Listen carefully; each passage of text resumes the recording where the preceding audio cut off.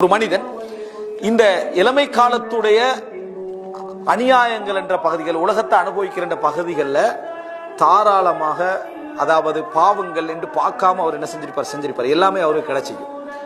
ஆனால் இறுதி காலத்துல அல்லாஹ் அவருக்கு என்ன செஞ்சிருவான்டா, கிடைச்ச எல்லா இன்பங்களையும் துன்பங்களா மாத்திடுவான். துன்பங்கள் வேற வழியால இல்ல, எதை இன்பங்களாக அவர் அனுபவித்தாரோ, எதை இன்பங்களாக சுமந்தாரோ அதையே அல்லாஹ் தஆலா துன்பங்களா என்ன செய்வான், மாற்றுவான். இது பாவிகளுடைய அந்த இறுதி கால பகுதியில் கிடைக்கக்கூடிய விஷயம்.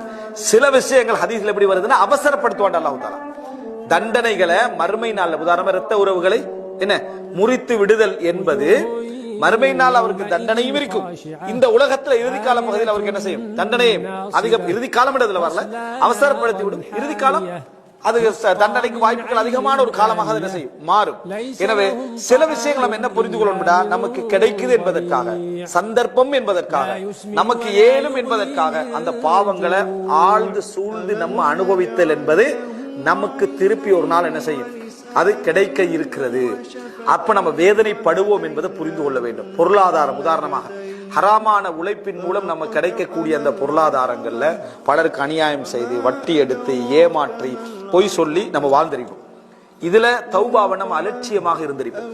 எவ்வளவு உபதேசங்கள் வந்தும் அதை கணக்கெடுக்காமல் இருந்திருப்போம். குறிப்பிட்ட 50 வயதுக்கு பிறகு நீ ஏன் இதை உழைச்சாயோ, எதனால இதை சம்பாதிச்சாயோ, அதையே உனக்கு ஒன்றுமில்லாத மாதிரி அல்லாஹ் தஆலா இந்த உலகத்துல என்ன செய்வான், காட்டுவான். ஒன்றுமில்லாத போது அதை அல்லாஹ் தஆலா காட்டுவான். காட்டுறா என்ன, பிள்ளைகளுக்கு மத்தியில் அந்த சொத்துல சண்டை, பிள்ளைகளுக்கு மத்தியில பலரை நம்ம எல்லாருக்கும் இந்த ரிசல்ட் இல்ல. எவருக்கு இந்த உலகத்துல ரிசல்ட் கிடைக்குதோ அவருக்கு கூட கொஞ்சம் ரஹ்மத்துக்கு நெருக்கம் தான், அவருக்கு கூட ரஹ்மத்து நெருக்கம் தான். ஏன் உணர்றதுக்கான ஒரு சந்தர்ப்பம் என்ன செய்யுது, கிடைக்குது. எவருக்கு கிடைக்கலையோ, உபை இப்னு சலூல் மாதிரி.